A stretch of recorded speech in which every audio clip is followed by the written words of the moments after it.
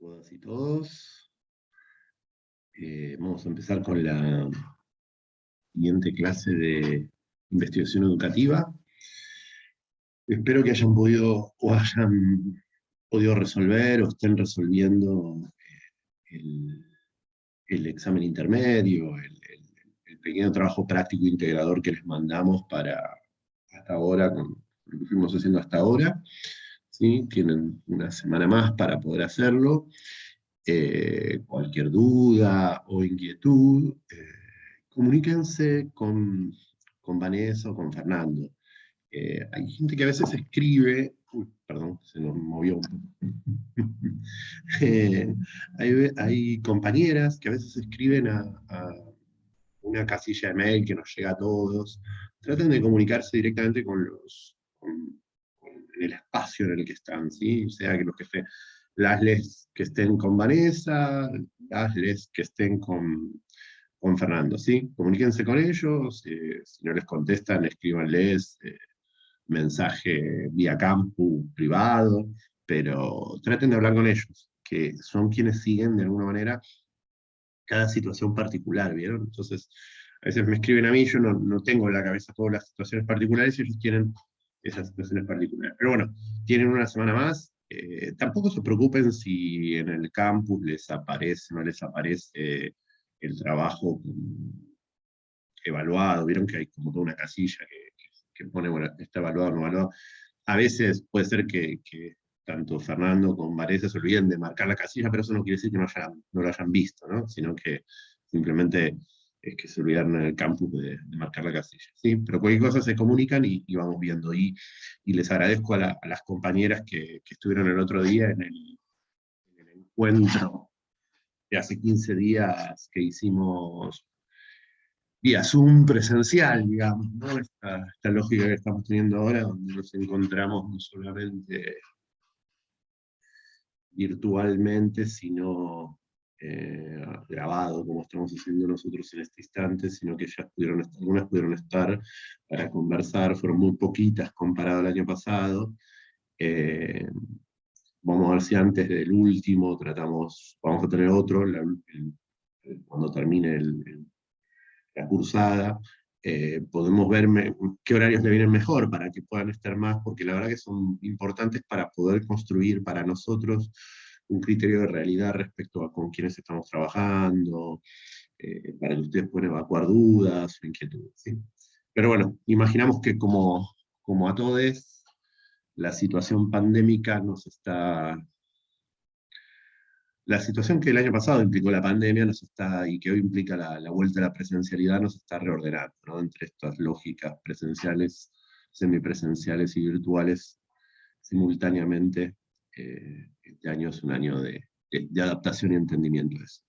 Bueno, sin más, pasemos a la clase de hoy, que es un tanto más larga que lo habitual porque tenemos que cerrar la unidad 2. Les voy a compartir el punto.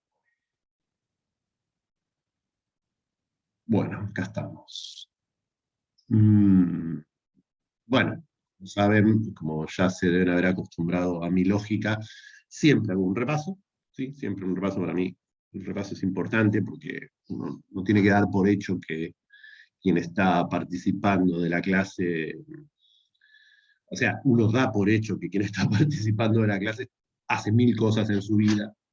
Y entonces está bueno volver a ubicarnos dónde estamos, en qué estamos, ¿no? Bueno, la unidad 1, que es la anterior unidad, recuerden que tuvimos dos puntos, ¿no? Que tenían que ver, uno, por qué y cómo producir conocimiento científico en el campo de la investigación educativa, y ahí profundizamos un poquito qué entendíamos por producir conocimiento, ¿no? No precisamos qué entendíamos por conocimiento, qué implicaban estos procesos de conceptualización del mundo que se llevan adelante en esto que se denomina conocimiento, ¿no? Después explicamos que dentro de esa lógica de producción de conocimiento, que hay miles, que hay diferentes formas de producir conocimiento, algunas más, menos legitimadas, nosotros estamos ubicados dentro de la quizás que en términos sociales más legitimidad tiene, que es la investigación, ¿sí? Y que tiene sus características y que tiene su lógica y que es de alguna manera lo que estamos desarrollando en la unidad 2, ¿no? Y después específicamente dentro del campo educativo que implicaba esto, que implicaba producir conocimiento dentro del campo educativo, producir conocimiento de investigación dentro del campo educativo, ¿no? Porque ustedes producen conocimiento dentro del campo educativo, lo pueden hacer porque no conozco todas las trayectorias, pero habitualmente damos por hecho que muchos de ustedes son docentes, entonces también producen conocimiento, pero en el nivel de la docencia, no necesariamente en el nivel de investigación. Algunas tendrán las dos experiencias y podrán complementarlas, algunas tendrán un acercamiento a uno, un acercamiento a otro y podrán complementarlas.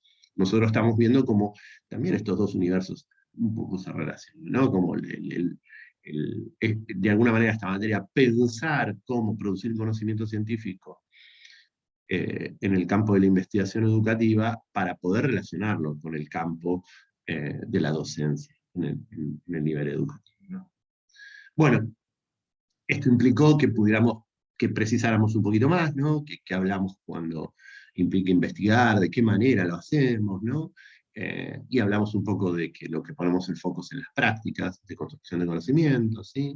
Y que tienen que ver con cómo los sujetos conceptualizamos el mundo, de qué manera lo complejizamos, de qué manera lo significamos, de qué manera le otorgamos sentido y valoraciones a las cuestiones que analizamos, ¿sí? Y eso implicó meternos en entender un poco que la investigación la pensamos como un oficio, como un quehacer, ¿sí? Como algo que vamos a ir aprendiendo. Esto implicó la unidad 1, después pasamos a la unidad 2, que es donde estamos, ¿sí? Eh, lo que de alguna forma estuvimos viendo es lo que se entiende por proyecto de investigación, ¿sí? Vimos un poco a Chile, vimos Rockwell, nuevamente me queda acá, ya les dije que no era, miren que lo revisé desde el año pasado. A ver, el de abajo también está, sí. Eh, este año estamos trabajando con el texto de Laura Santillán. El año pasado trabajamos con un texto mío, este año trabajamos con el texto de Laura Santillán, ¿sí? Que es el que ustedes están leyendo y el que les pedimos que lean, que es toda una etnografía entera. La segunda, la unidad, lo que planteamos es que vamos a trabajar los contenidos teóricos que tienen esta bibliografía, Chill, Rockwell, Abatedata, Porta, pero que básicamente lo hacemos para seguir un proyecto de investigación, una investigación que en este caso es el texto de Laura Santillán, ¿sí? Bueno, entramos en la unidad 2, que tiene dos ejes, el proyecto de investigación, diferentes requisitos, problemas, estado del arte, que es donde estamos. Hoy vamos a tratar de terminar eso, ¿sí?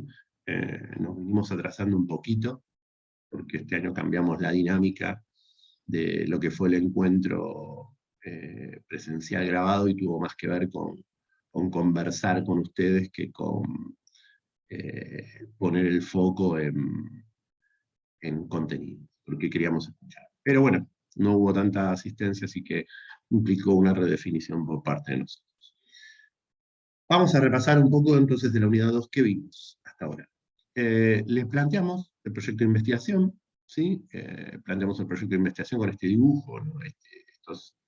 Estos círculos que se van relacionando uno con otro, ¿no? Es como si se quiere un movimiento que tiene que ver con una cadena, un movimiento dialéctico, un movimiento que se articula el primer movimiento con el siguiente movimiento, que en el mismo proceso en el que llevamos adelante la elección del tema vamos construyendo el problema de investigación, que el problema de investigación nos deriva a elegir un referente empírico, y que ese referente empírico nos lleva al mismo tiempo a desarrollar estrategias de investigación, y que esas estrategias de investigación nos va a llevar al mismo tiempo a determinar un objeto de estudio que nos va a implicar llevar adelante un proceso analítico, ¿sí?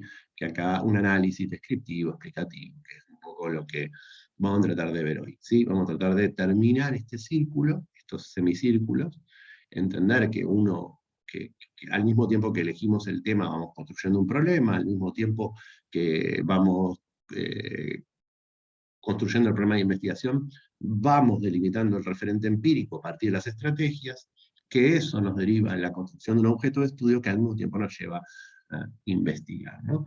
Eh, Esto va a implicar una articulación de escalas, ¿sí? Y vamos a ir trabajando un poquito qué implica eso, ¿no? Los encuentros anteriores vimos un poco repaso, porque esto ya lo vimos, ¿no? Cómo íbamos del tema del programa de investigación, y de hecho parte de los ejercicios que ustedes tuvieron para el trabajo integrador tenía que ver con esto, ¿no? Dijimos que hay una serie de estrategias, de herramientas para ir del tema al problema de investigación, que una tenía que ver con explorar los antecedentes, ¿sí? Que implica una revisión de la biología general que hay vinculada a la temática, los referentes conceptuales que tienen que ver con aquellos que uno utiliza para pensar o construir el problema de investigación, ¿no? Como que nos va permitiendo focalizar de nuestro tema a nuestro problema de investigación, y que vamos haciendo una delimitación empírica, ¿sí? Que vamos decidiendo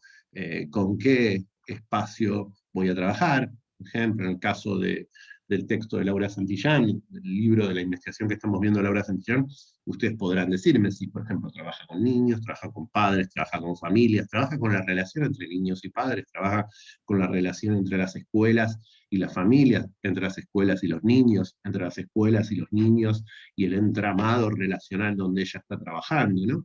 Bueno, ir eligiendo dónde el foco, ir decidiendo cuál de esas variables o cuál de esos referentes es el central y cuáles son los que van alimentando esa discusión, bueno, pongo el foco en los niños. Entonces, centralmente mi investigación como referente tiene a los niños, pero deriva necesariamente en la relación que establece con las escuelas, con los padres, con los adultos a cargo, como ella llama. Bueno, vamos viendo cómo se van construyendo esta red de relaciones que va delimitando el objeto. Y eso lo vamos haciendo también a partir de ir haciéndonos preguntas, ¿no? Esas preguntas que nos hacemos nos permiten ir decidiendo, bueno, los niños asisten a las escuelas por qué razón van a esta, no van a otra, van a aquella, van con sus padres, los padres entienden o cuestionan o repiensan lo que los niños lo que las escuelas le plantean en relación a los niños.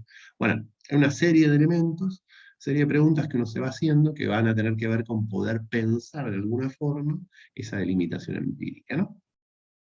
Hasta acá estábamos, ¿sí? Voy a volver al filmina anterior. Ahora, esto es lo que habíamos hecho, ¿no? En este encuentro vamos a trabajar cuestión más de referente empírico y estrategia de investigación, objeto de estudio, ¿no? Cómo vamos de uno hacia otro. Entonces, ¿cómo vamos del referente empírico a las estrategias de investigación? Eh, pues, el referente empírico no es algo dado en sí mismo, no es que existe, sino lo vamos construyendo nosotros, ¿no? Lo que existen son las personas, los sujetos, los espacios, las temporalidades, y uno va construyendo de esa totalidad un referente empírico. Es un recorte, un proceso de construcción. Ante una situación, uno selecciona un elemento, ¿sí? Y decide profundizar ese elemento. Por ejemplo, cómo el niño hace la tarea. Entonces yo me voy a dedicar a investigar qué prácticas el niño lleva adelante para hacer la tarea, ¿no? ¿No? El hacer la tarea, el analizar cómo se hace la tarea, va a implicar un recorte respecto a la totalidad de las actividades del niño, a la totalidad de las actividades que lleva adelante en la escuela, voy a poner el foco. Ahí yo estoy recortando. Y después eso asimismo va a implicar meternos en una experiencia que implica algo de lo intersubjetivo, ¿no? Poder dar cuenta de los sentidos que el niño o la niña le otorga a el hacer la tarea, al estar en la escuela, al relacionarse con sus compañeros, a cualquier elemento que nosotros pongamos en juego para el análisis, ¿no? Ahora, esto implica que podamos ir viendo las capas de entramados, y cuando nosotros hablamos de entramados, estamos hablando de relaciones sociales, los entramados son las relaciones, el, el tejido que construyen, ¿sí? Esas relaciones sociales, que condensan, que densifican, que tienen una complejidad particular, ¿sí? Eh, eh, Básicamente acá les planteo una serie de entramados, pero hay muchos más, ¿no? Un primer entramado que uno tiene que poder ver y que ustedes les pedimos que registren en el trabajo de Laura Santillán tienen que ver con poder registrar los entramados reglados institucionales, ¿sí? Que tienen que ver con las instituciones, que no son solo las instituciones en términos eh, sociales reconocidas o estatales, si se quiere, sino la familia puede ser una institución en sí mismo, una organización social, como es el caso de Laura Santillán, también es una institución, digamos. Las instituciones son un conjunto de sujetos que acuerdan colectivamente un conjunto de reglas y que de alguna forma hacen honor a esas reglas, las respetan y al mismo tiempo que están haciendo eso, instituyen, ¿sí?, un colectivo que tiene un conjunto de prácticas que lo significan, ¿sí? Entonces, lo importante es que ustedes puedan identificar esas instituciones, ¿no? Ahí le ponemos escuela, hospitales, cultos, institución de menores, pero también podemos hablar de todos estos elementos, ¿no? Esto implica poder dar cuenta de las jerarquías, de las normas, de las pautas de ese entramado, por ejemplo, en el que participan esos niños con los que trabaja Laura Santucci. También hay que poder identificar estos entramados que de alguna manera son más abiertos, son más públicos, ¿sí? Eh, que pueden ser espacios informales, ¿sí?, de niños, donde de alguna forma se van construyendo ciertas reglas, las reglas que van construyendo las familias para relacionarse con las escuelas, las reglas que van construyendo las niñas cuando están en el aula, cuando están en el patio, donde hay un conjunto de reglas institucionales que marca ciertas normas, pero van construyendo otras que también se superponen, se solapan, se redefinen en función de eso, ¿sí? Un mercado, por ejemplo, está puesto ahí como ejemplo, ¿no? Tiene una serie de lógicas, de acuerdos que no necesariamente están explicitados, ¿no? La diferencia entre uno y otro es que unos están más reglados y los otros no necesariamente están tan reglados o no están reglados en términos explícitos, pero sí tienen reglas, ¿sí?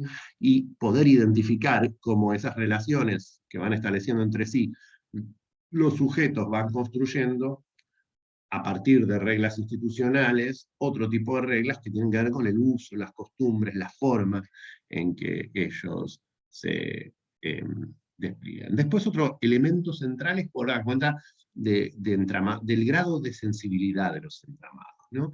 Que tienen que ver con poder ser explícito para ver espacios en los que uno sabe que están jugando elementos donde los sujetos ponen eh, en situaciones de riesgo, en situaciones emocionales complejas, en situaciones que de alguna manera implican relaciones que no quieren ser explicitadas.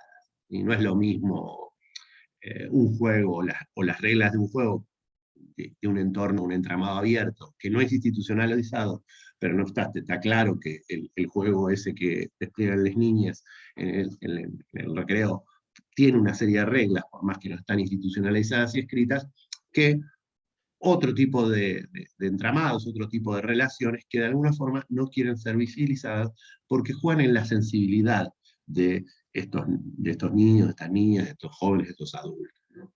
Que esto es importante que uno lo pueda ver, sobre todo en el campo educativo, porque siempre estamos atravesados por situaciones que sensibilizan, ¿no? Y que ponen compleja la relación. Y finalmente, hay muchos más, pero estas son las capas que uno mínimamente quiere que ustedes piensen y que además piensen con el trabajo de Laura Santillán, son los entramados propios, ¿no? Que en este caso sería cuál era el entramado de Laura Santillán, cómo se narra ella misma en ese espacio, cuál era la vinculación que ella tenía con ese territorio, con esa región, con ese lugar donde está llevando adelante el trabajo, pero también su lugar como investigadora, ¿no? Los investigadores también tenemos que explicitar de dónde venimos, cuáles son nuestros vínculos, qué relaciones establecemos, qué entramado de relaciones nos vincula con ese espacio con el que estamos investigando, ¿no? Estos son como los elementos centrales. Ahora, ¿cómo interpelar estos entramados? ¿Cómo ir construyendo estos entramados? ¿Sí? Y bueno, a partir de ciertas estrategias, ¿sí? Estrategias de investigación que de alguna forma nos permiten me tildé a ver si está grabando, sí, está grabando. Perdón. Uno empieza a hablar y se olvida. Entramados que nos permiten de alguna forma, o sea, bueno, perdón. ¿Cómo explorar estos entramados relacionales? Bueno, a partir de ciertas estrategias, acá vamos a plantear algunas, pero hay miles de estrategias posibles, ¿no? En principio, decirles algo que me parece que es importante que sepan, y que a veces se genera esta tensión entre estrategias cualitativas y cuantitativas, ¿sí? Las cuantitativas más asociadas a una lógica del conocimiento de, de la numeración, del dato más exacto y preciso, ¿sí?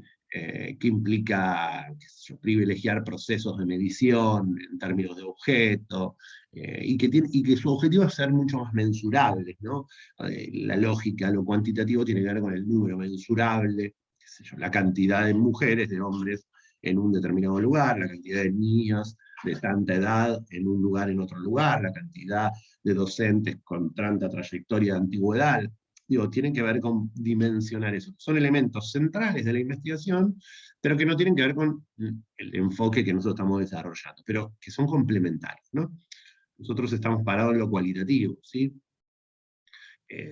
Que se focalizan en las prácticas, en las diversas prácticas que los sujetos despliegan, en la participación, en la observación, en la construcción del problema a partir de la observación. Es la observación, la paciencia, el registro, la entrevista, todos estos elementos son los que van a ir permitiendo ir densificando un entramado denso, un entramado relacional denso que nos permita de alguna forma conceptualizar o poder entender ese marco de relaciones del que hablábamos antes, ¿no? Y hay tres estrategias básicas, ¿sí? Una que tiene que ver con la observación, que es la que está muy centrada en el campo socioantropológico, otro que tiene que ver con la entrevista, y otro quizás que tenga que ver con la cuestión más bibliográfica o normativa, que tiene que ver también con dar cuenta de los saberes institucionalizados, de las reglas institucionalizadas de las que hablamos, ¿no?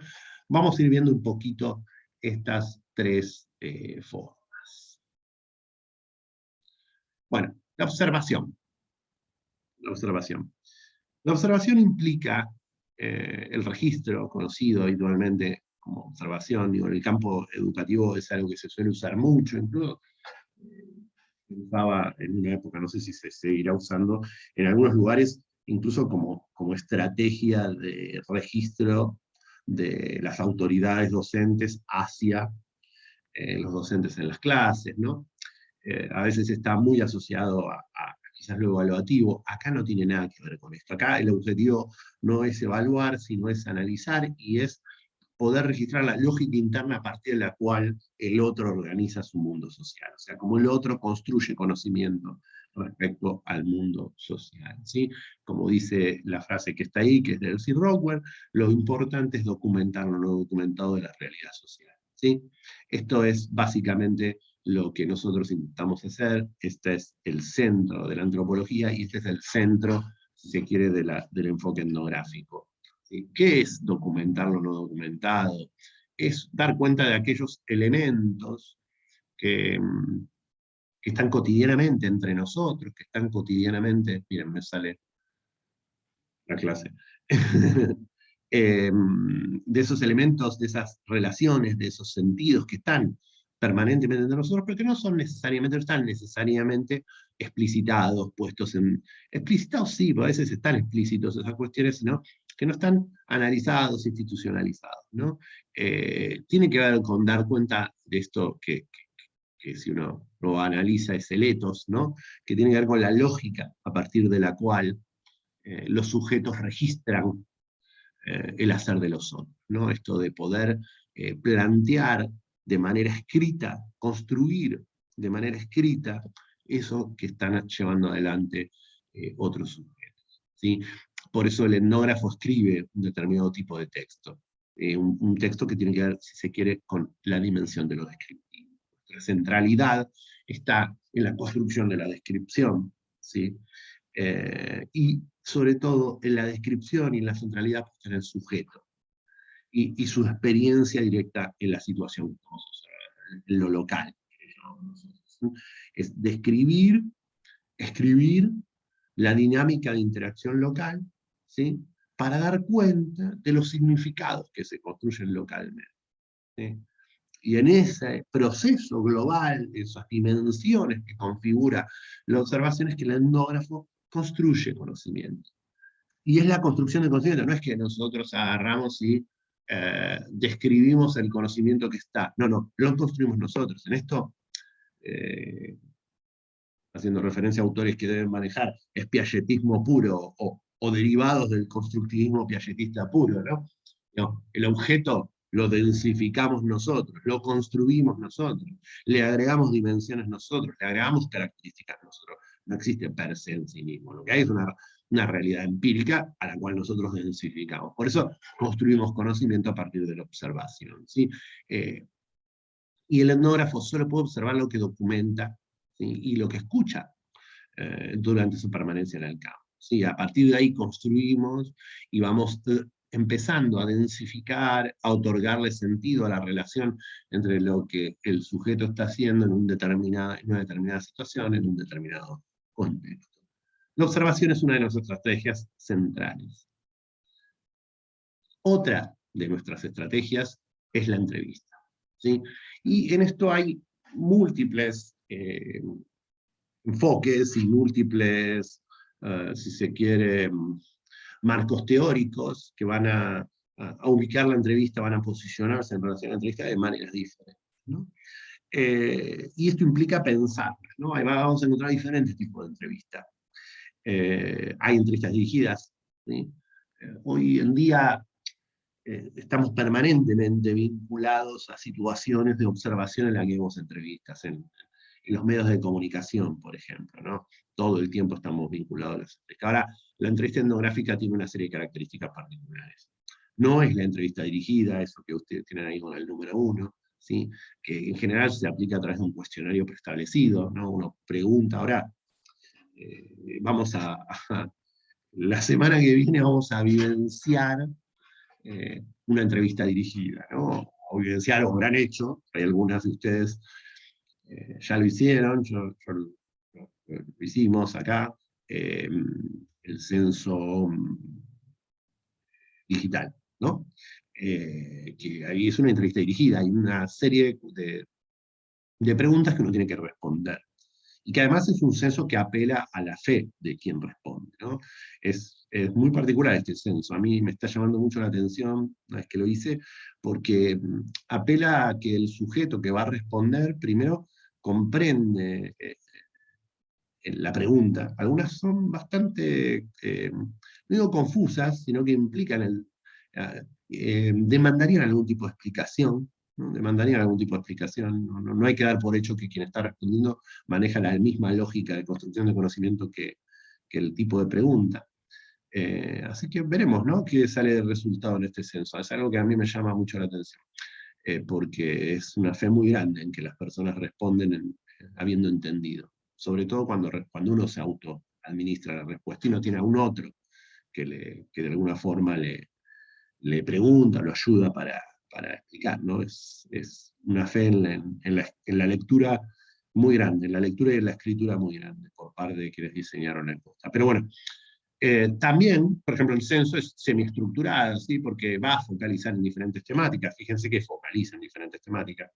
Fíjense que Laura Santillán va poniendo en su trabajo extractos de su entrevista, ¿sí? Pero en entrevista dirigida o semiestructurada, de alguna manera tiene que ver más con lo que estamos viendo, o van a ver o van a evidenciar en el censo, ¿no? Semiestructurada, por parte del censo, tiene como diferentes momentos, de hecho, se va pasando de un bloque de preguntas a otro bloque de preguntas, ¿no? Y después tenemos las entrevistas clínicas, ¿no?, que es lo que conocerán ustedes como un trabajo de análisis más individual, más desde el sujeto, donde se explora en la trayectoria individual, si se quiere, de las emociones del sujeto, de las vivencias del sujeto, y que de alguna forma está más vinculada a todo el mundo del psicoanálisis o la psicología o la psicopedagogía, o algunas trabajadoras sociales a veces encaran de esa manera las entrevistas. Y finalmente la entrevista antropológica o etnográfica. Disculpen, pero estoy con una especie de alergia de clima, ¿vieron? Hay un momento del clima que que genera como alergia. No tengo la suerte de estar donde muchos de ustedes están, donde el aire es un poquito más limpio. Acá a veces en el conurbano está difícil, entre los árboles y los autos se vuelve difícil y genera una alergia en el invierno que dificulta el habla. Bueno, volvamos. Entrevistas antropológicas o etnográficas, ¿sí? Estas son las que nos ponemos nosotros, ¿sí? Y acá el objetivo no es necesariamente investigar al individuo, sino al sujeto en términos de él representando un entramado de situaciones. Y tienen como característica algo central, que es la escucha. Nuestras entrevistas, en general, más que nuestro objetivo es hablar y hacer preguntas concretas, es escuchar lo que el otro tiene que decir. Hay una atención flotante, ¿sí? Uno está escuchando, ¿sí? Tiene que poder escuchar. Esto es muy difícil que lo puedan ver en el libro de Laura, porque está escrito, porque van a encontrar ahí son extractos de entrevista que no van a poder dar cuenta de esta escucha, pero la semana que viene vamos a mandar alguna actividad que tenga que ver con la escucha. ¿Sí? Escuchar. Uno tiene que poder escuchar la lógica, la forma en que el entrevistado o la entrevistada estructura la realidad. Eso es lo que busca la pregunta. Y nuestras preguntas tienen que ser lo más descriptivas posibles, de la misma manera que hablábamos antes en relación al registro. Lo descriptivo es el centro de nuestro proceso, ¿sí? Y después uno las interpretará, ¿sí? Las construirá, le irá agregando dimensionalidad, pero el centro del proceso tiene que estar siempre en la escucha, no en la pregunta que uno hace, sino en la escucha. A veces es más importante aprender a escuchar y seguir lo que nos propone la o el entrevistado, que nosotros imponerle la dinámica a la entrevista. ¿Sí? Después, finalmente, tenemos la bibliografía o normativa, ¿no? Y esto es como más básico. Esto sí lo van a poder registrar, si se quiere, en el trabajo de Laura Santillán, o encontrar en el trabajo de Laura Santillán. Eh, Acá lo que buscamos es buscar la biografía del sujeto, ¿no? Tratar de dar cuenta un poco de la biografía histórica del sujeto que investigamos. Cuando digo sujeto, no individuo. O sea, cuando hablamos de sujeto, nosotros estamos hablando de un colectivo que representa a ese sujeto. Les niñas, les padres, les familia, les educativos, les barrios. No hablamos de el niño, ¿sí? Siempre analizamos el entramado social, las relaciones sociales. ¿Sí? Bueno, analizar la historia, la narrativa, es una forma particular de crear un discurso, buscamos la construcción de ese discurso, la cronología que esos sujetos construyen, ¿sí? Como el sujeto narra su historia, de esta manera vamos como introduciéndonos en la dimensión creativa también del sujeto, ¿no? No damos por hecho que lo que el sujeto nos dice es en sí mismo la certeza de lo que estamos viviendo, sino que entendemos que es la narrativa que él construye, ¿eh? Eh, y que él se construye como narrador, ¿no? Esta idea de ver la biografía, escucharla, conocerla. Y esto no solamente se hace a partir de entrevistas, sino que también se hace a partir de una biografía. Uno puede leer la historia de las personas, la historia de la escuela, la historia de la institución, ¿no? Y ver cómo ahí lo que se construyó es una narrativa, que es un poco lo que queremos contar sobre el nosotros o el sujeto individual, ¿sí?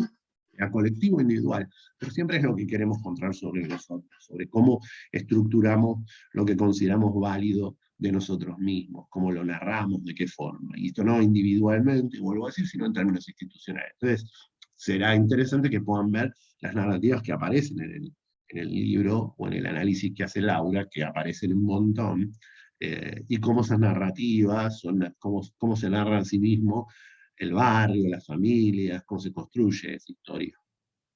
¿Mm? Todo esto es de alguna manera, fíjense que son al mismo tiempo nuestro referente empírico, pero al mismo tiempo son referente empírico porque estas estrategias nos permiten construirlos como referente empírico. Y no es que existen en sí mismos. Todo esto a nosotros nos tiene que derivar, no a ustedes necesariamente, sino a los investigadores, nos deriva en la construcción de un objeto. ¿Sí?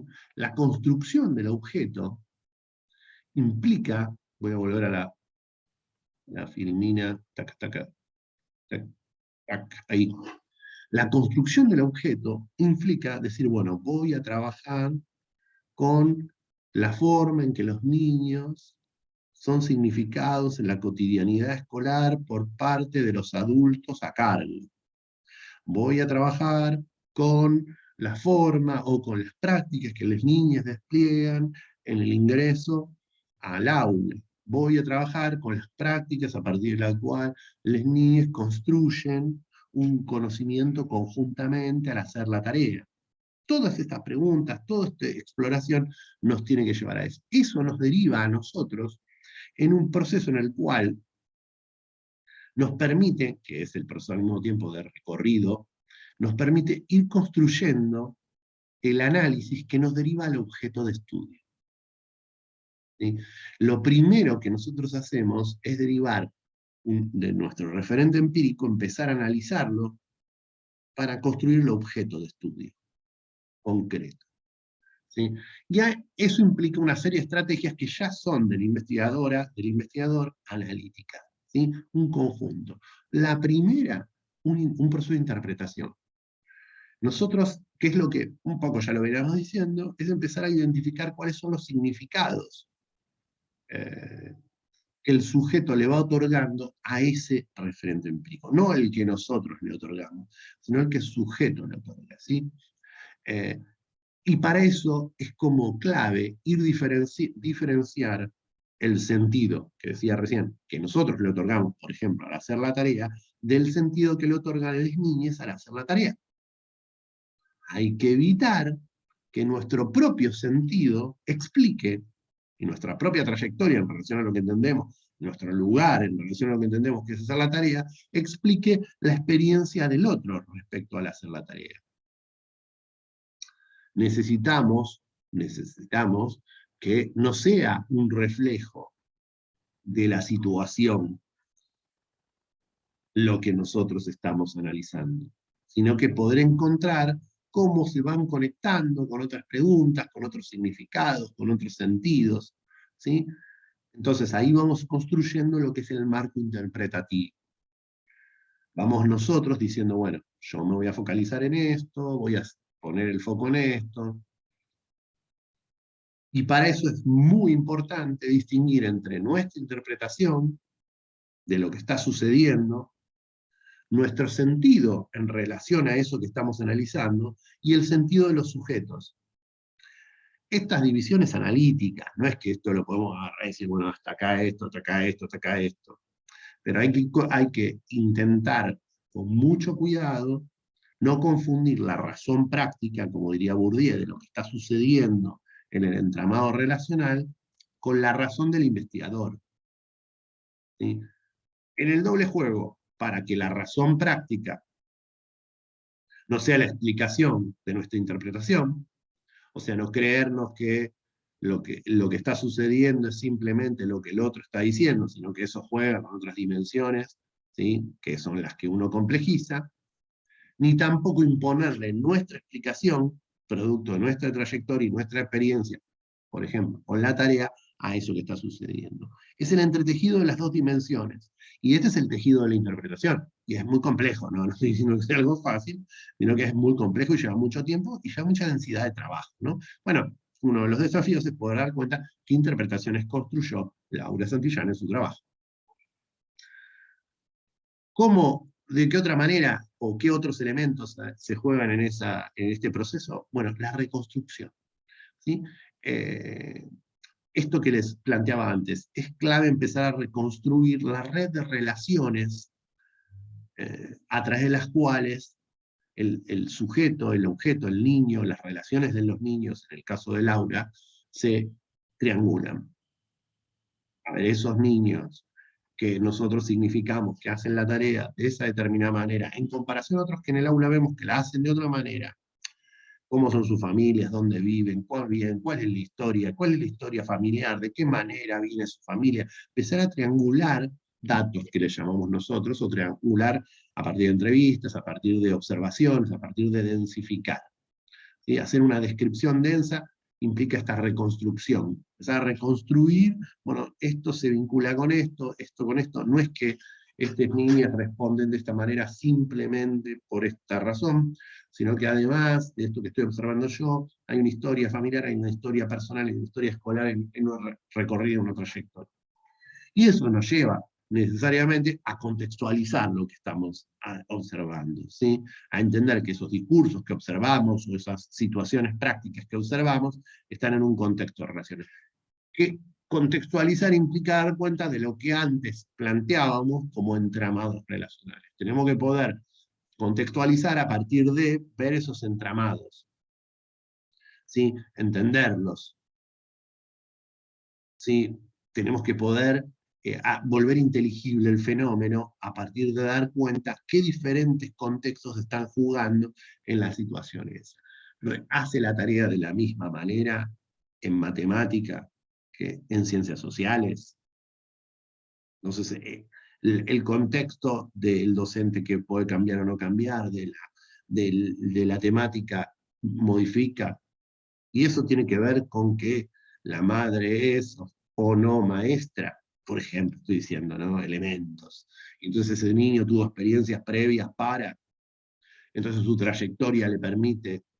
Todo eso va, la reconstrucción y la contextualización, nos va permitiendo interpretar, darle densidad mayor a esa interpretación, ¿sí? Esto nos va a transformar el análisis, nos va a terminar a delimitar el objeto, ¿sí? También tenemos que contrastar, digamos, ¿qué quiere implicar esto? Bueno, no tomar como verdad todos esos análisis que hacemos y poder ver situaciones que pongan en tensión eso que estamos observando, ¿sí? Siempre es interesante tensar el análisis que nosotros llevamos adelante. Y después, ¿sí? Es importante la explicitación,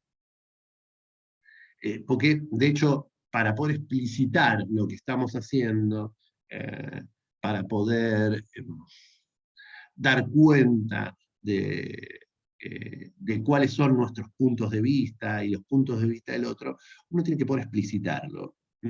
Al otro sí existe la posibilidad, a los otros con los que está trabajando, pero al mismo tiempo a uno mismo. A ver, a uno mismo, ¿qué implica? Bueno, dar cuenta de esta situación que estoy registrando realmente me hace creer que hay un peso muy grande en esta escuela de una dimensión prescriptiva que hace que los niños no puedan trabajar grupalmente. Explicitar eso que uno está encontrando o que uno está pudiendo dar cuenta, nos va a permitir después triangularlo, contrastarlo, decir, bueno, a ver, voy a hablar con los docentes, voy a verlos a estos pibes en otro lugar, es algo que está pasando acá o es algo que está pasando en toda la escuela. La explicitación de lo que vamos construyendo como análisis, como interpretación, es clave para poder construir el objeto de estudio, para no poder trasladarle nuestra única interpretación a eso que estamos densificando como problema, ¿no? Este sería el pasaje del análisis al objeto de estudio, ¿sí? Este es el recorrido que hacemos los investigadores en ciencias sociales, este es el recorrido que hacemos los investigadores en ciencias sociales en el campo educativo, ¿sí? Eh, porque nuestro objetivo sí es entender. Nosotros nos proponemos, de alguna forma, buscar esos nexos conceptuales que nos permiten entender. Y lo hacemos a partir de generar este proceso de abstracción, que al mismo tiempo tensamos nuevamente con los referentes empíricos, que nos permiten construir el objeto de estudio, que nos permiten de nuevo, de construir el objeto de estudio, volver a plantear el problema de investigación, que vamos a tensar nuevamente con un referente empírico. Esto va circularmente conectándose, por eso los círculos van conectando, conectando y reconectando, ¿sí? Porque el sentido del conocimiento local o el mundo conceptual en el que viven los sujetos, como dice Gertz como figura acá, y Clifford Geertz es un antropólogo.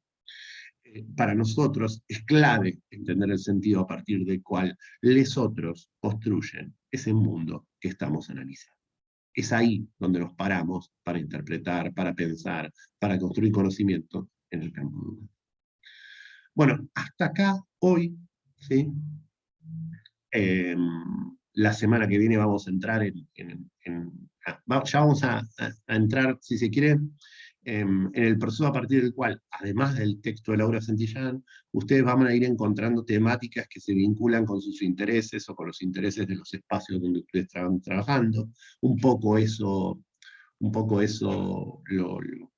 lo planteé en la clase, en la actividad que tuvieron para trabajar de integración, ¿sí?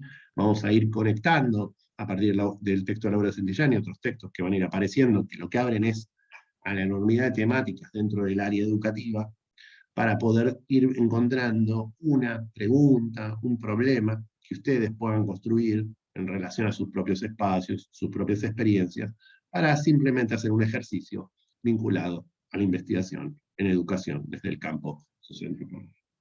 Gracias y nos estamos viendo en 15 días.